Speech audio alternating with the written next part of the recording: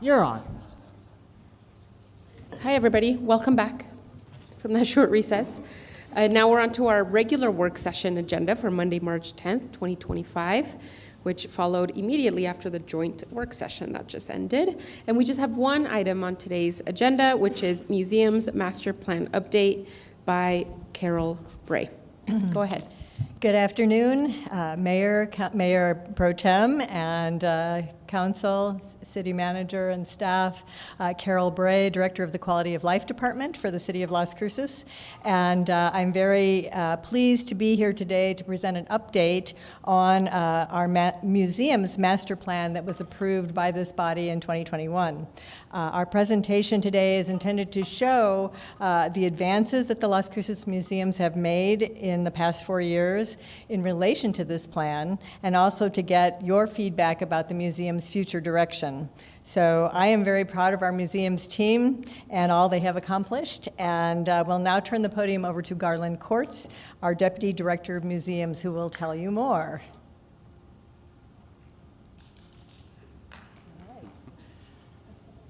Thanks, Carol.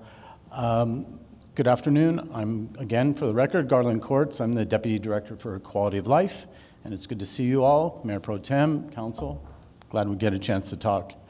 A little bit of background on the master plan. As Carol said, it was adopted in 2021. We started in about 2019 with a lot of meetings, and then we all know what happened in 2020 with COVID. So a lot of things went onto Zoom, and we did things kind of a little bit outside of the physical contact, but we were able to do it over Zoom. We all learned Zoom at that time. But it was good because we were able to get stakeholders, members of the public involved, and of course our staff was heavily involved in developing this plan. So there was two parts to this plan. There's the master plan itself, and then there's the short-range plan. I'm going to go over them very briefly. The short-range plan gives clear vision, goals, and priorities. What I kind of tell my staff, this is our culture. This is how we operate and do things. The master plan then is the identity, stewardship, and functionality of the museums. That's kind of the nuts and bolts, our buildings that we work in, how we work in the buildings, and how we get along with them. So after a lot of discussion with our stakeholders and staff, our consultant was able to give us some recommendations that they found what we needed. The need for equitable access to the arts, history, and culture and science, and obligation to be responsible stewards of our collection being, I think it's over 11,000 items right now. So not only keeping our collection intact, but also looking at what our collection is. Does it represent our community? Does it represent our demographics? So we're looking into that too. The importance of collaborative teamwork among staff, the public, and community. I think for any organization, collaboration is a key to getting anything done. So we have to collaborate with our public and amongst staff so we get things done. We have 4 museums, as you know, and sometimes we can get siloed and museums do their own thing, but we wanted to make it a team effort. We're the Las Cruces Museum System, so we wanted to make that a team. As part of the work we did with the master plan, we needed to come up with a museum's vision, and this was something that all staff worked on. We wordsmithed it quite a bit. There was lots of discussion back and forth that makes sure that this represents us. So I'm going to read it out, and this is something we're committed to. We are committed to becoming a vibrant, connected community hub and visitor destination that reflects the U.S.-Mexico borderlands by providing top-of-the-line facilities and by creating an organization that builds a trusting and reciprocal relationship with the community. As you can see by that picture, it's one of the things we're happy to be doing. It's pictograph. There's actually 2 murals there. We do 1 per year. And we work with the indigenous artists, quite a number of them. Some young folks that get a chance to show their artwork. And it's really become a really neat thing. We got lots of good comments about the murals. Last year was indigeneity. The year before that was the Apache leader Lozen that was on that. So this year we got another one planned. I'm not going to give it away just yet, but we got another good one. I believe it's April 21st is our next pictograph. So once we learned about the things that we needed to address as a staff, we talked about how do we accomplish these things? How do we connect with our community more? And what we decided we needed, and we also look at what other museums are doing and things like that. What we needed that we don't have is a visitor experience person. We have collections people, we have education people, we have exhibits people, but we didn't have somebody that would connect us with visitor experience. So through the budget process, we were able to hire a person that would drive our visitor experience. And once we had them on staff, they began taking surveys, holding community forums. We do those forums quarterly, trying to bring in the public, ask them, what do you want to see in the museums? What kind of exhibits do you want to see? How are we engaging with you? How can we engage with you better? And of course, our visitor experience also goes out to all the events that are at the Parks and Rec has, that local community groups have. We try and be there and tell the public what we do. There was also an increased focus on social media, and that really blew up for us in a good way. I think we now have about 12,000 Facebook followers, 3,000 or 4,000 Instagram folks that follow us, and people were getting the word out, where the museums are at, what we're doing. And we also came out with a magazine, Access. Some of you might have seen this before. If you haven't and want to get a copy, just let me know. This is a quarterly magazine that we provide everything that the museum does. And it started with the museums at first, but then working with Carol, we decided, well, let's talk about what all Quality of Life does. So it also includes library events and senior programs, and we even include the Rio Grande Theater. So don't let anybody tell you that there's nothing to do unless, this is 45 pages, 46 pages. So there's lots to do here, not only with the museums, but Parks and Rec does their thing too. So there's lots to do in Las Cruces. Some of the other actions we took in response to the plan, we looked at museum exhibits that focus on borderland issues. Many of our exhibits came from community groups and collaborations. I see in the picture there we have our icons and symbols of the borderlands. We invited Gaspar Enriquez, a very well-known artist out of El Paso, to come and did a retrospective exhibit with us that was widely attended by everybody from El Paso, of course, came up, but everybody in Las Cruces got to see it too. And even some obscure things like the Chinese in the borderlands, where we found this is an awesome story. It's great to get that word out and talk about the Chinese experience in the borderlands. So that's the type of exhibits that we have brought to the community in the last couple of years, plus a number of others. We did the Downwinders group from Tularosa that got lots of coverage too, because it's a pertinent issue. We also sought grants to help with our outreach and exhibits. We fairly recently got an IMLS grant for our indigenous travel trunks, so we can take our indigenous exhibit that we're developing, take it out to the community, take it to the schools. Education, we look to bring in diverse speakers that enhance exhibits. We continue to work collaboratively with NASA, NMSU, BLM, all kinds of other groups that work with us and just provide extended education that we can't necessarily do with the educators that we have, but we can expand that by getting experts in other fields that come out. You can see in the photograph there, all those people there in the gallery, which kind of filled up that was Gaspar speaking about his influences. I think that was very influential to a lot of people. They really saw where Gaspar got his focus on art and how he's a pretty well-known artist now. And then Angel Cabrales did his, It Came From Beyond the Border, which was kind of a lighthearted look at a very pertinent and serious issue of immigration. So we try and be very diverse in our exhibits and really reach out there. Outcomes, of course, we had better connection with our communities. We saw increased attendance. If you look on the graph, the left-hand side was prior to COVID, our highest was 96,000. Then it went down in 2021, fiscal year 2021, we were down to 33,000. Most of that was on Zoom. We did a lot of programming through Zoom and brought people in to the museums that way.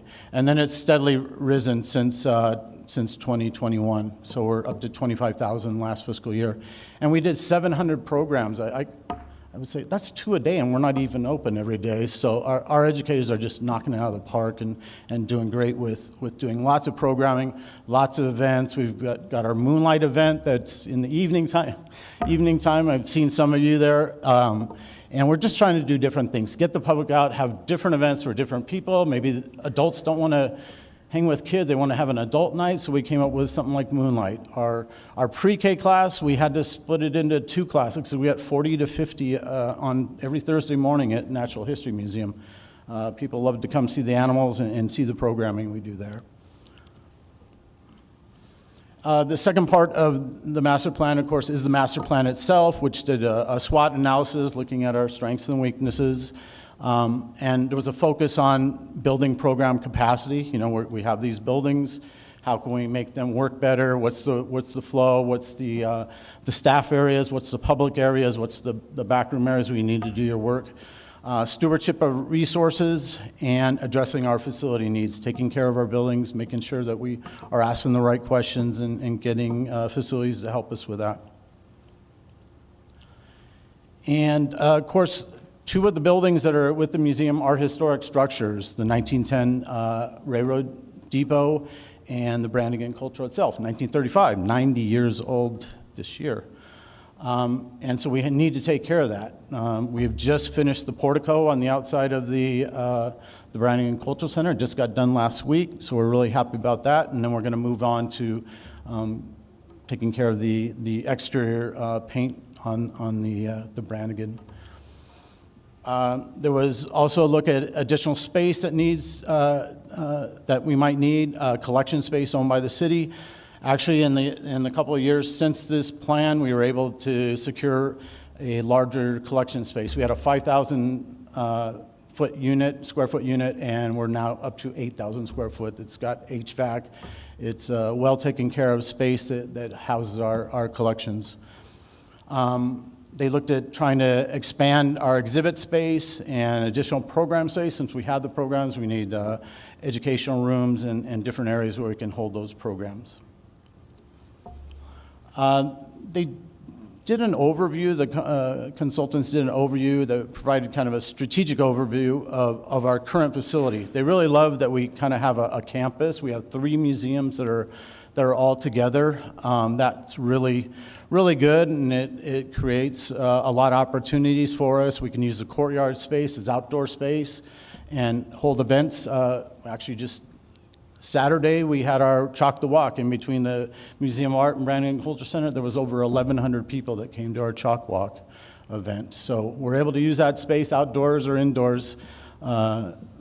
We are able to use it. And then they looked at maybe if you need to do an expanding the campus, using the footprint of the buildings, and maybe putting your collections there, adding an extra gallery or adding workspace for our staff. And they looked over all kinds of possibilities if we are to expand. And they also looked at the municipal court, because that has been mentioned as a place that maybe the Museum of Art would go. Of course, the municipal court is an older building, and it needs some extensive renovations to make it acceptable for museums. Museums need large galleries, space. We need freight elevators to get exhibits up and down if it's on a second floor or if it's in the basement or what have you. And so there's lots of challenges for that, including the cost of something like that. Did you want to say something? Yeah, thank you, Garland. I'm just going to interject a couple of points about this slide, Mayor Pro Tem and Council. Just wanted to note, you may be aware that a previous council passed a resolution in 2009 calling for a move of the Museum of Art to the old post office, which of course is the municipal court building, upon the relocation for municipal court. This was Resolution R09270. So as Garland noted, though, in his previous slide, our hope really is to expand in this current, let me go back to it here, in our current location. And this is not exactly what it would look like. This is just one concept drawing. But because of the synergy we have there, and when you think about all the activity on Main Street on Saturday morning, for example, when we have the market going on or other events, we just have a better opportunity to engage almost all of our museums, 3 of them anyway, with other events going on in Las Cruces. So we are a bit concerned about the potential for moving to municipal court from Museum of Art, because I would say partly because of the feasibility and also the potential cost. So based on your feedback today, we could bring an item back to you to rescind this resolution at a future council meeting. So I'm going to turn it back over to Garland to sum up, and then we'll take your questions. Thank you. So in summary, the master plan and short-range plan provided a conceptual layout and guide for future growth. And so everybody knows this plan, everybody can see it. It's broken into 2 parts, the master plan and the short-range plan. It's on our website, and it's translated in Spanish as well. And they emphasize the need to continue meeting the needs of our community. And that is really our focus. We want to make sure that we are meeting the needs of our community. What does our community want? What do they expect? And are we delivering it? And with that, I will take questions. Thank you so much. Oh, go ahead, Carol. Yes, sorry, Carol Bray for the record. Just one other thing I wanted to note. I really do think the museums have worked very carefully to strategically position our museums for the future. And we have appreciated your support as well, both the council, mayor and council, and our city manager and staff. We do have a few things going on right now to just kind of show how we're moving ahead. We just recently renovated the Museum of Nature and Science atrium, which is sort of that space between the Museum of Art, Museum of Nature and Science. We do have a legislative project before the legislature right now to renovate the Nature Center at the Museum of Nature and Science. So I think that what you're seeing is a very successful response to the plan so far, but we hope that we'll be able to continue on the trend we're on now and make it even better. So thank you, and now we will stand for questions. Thank you both so much. I will take some questions. Yes, Councillor Corin. I have a very, very specific question, which is related to the names of turtles. The Parks and Rec naturalist here. The Parks and Rec turtle's name I always forget. Anyway, he needs to meet the extremely thick with 3 C's snapping turtle at the Museum of Nature and Science, who I now come and visit all the time because I want to see where he's going on his weight loss journey. Who's both iconic and he manifests this moment right now just so well. I recommend everyone go visit him at any time, but I think he should perhaps meet the Parks and Rec turtle at some point in time, because there might be some crossover in their goals for fitness at the city. That's why I like the Access magazine, because it brings all the things together. Just 2 turtles meeting would be my only ask. I really want to thank you. I think I have seen and felt a lot of the exciting things happening at the museum. And I remember when we were presented with some of the things related to Brannigan's sort of failing infrastructure in the front. And I really want to just sort of, again, support the ongoing improvement and renovation and making sure that those historic buildings are functional and working for the people that work there.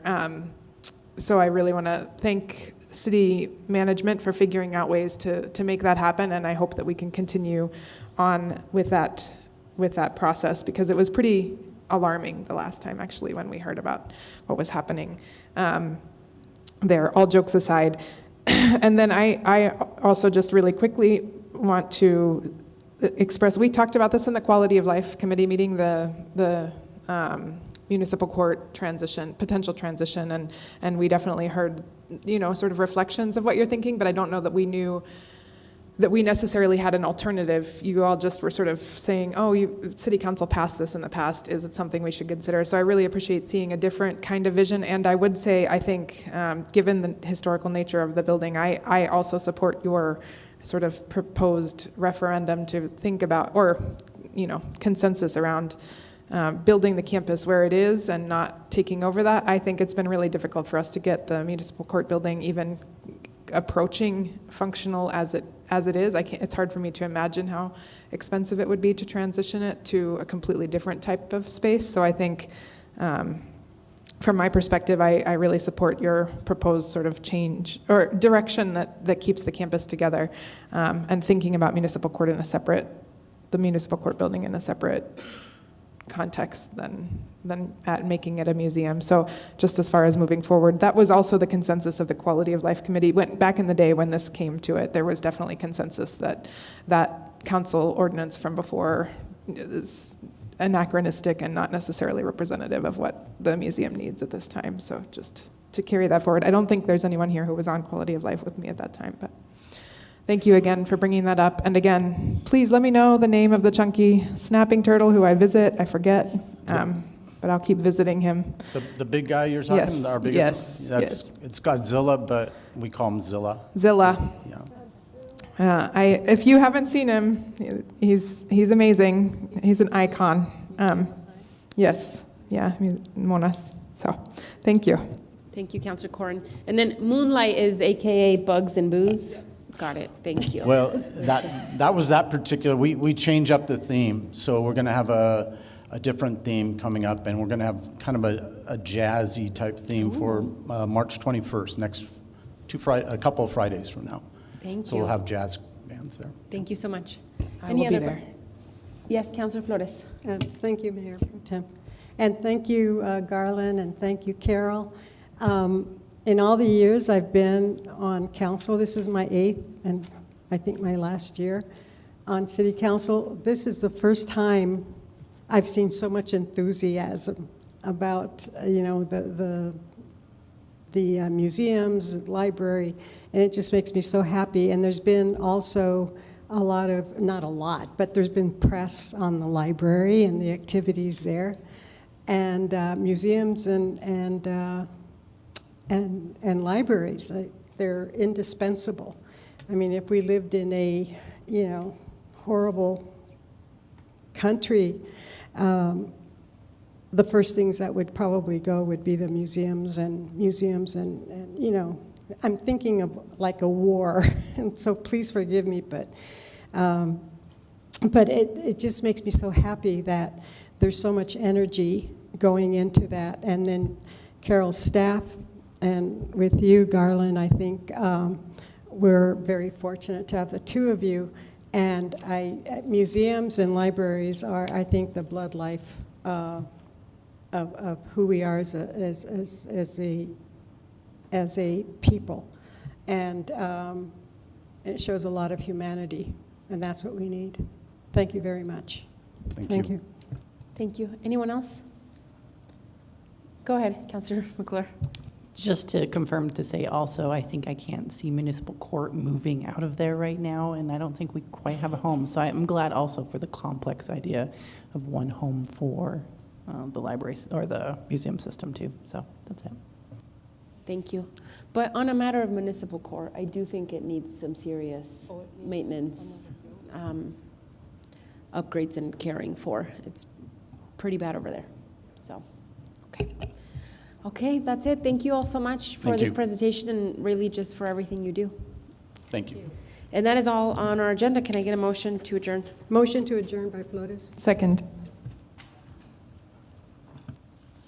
This is on the motion to adjourn the work session. Councilor McClure. Yes. Councilor Matisse is absent. Councilor Graham is absent. Councilor Cran. Yes.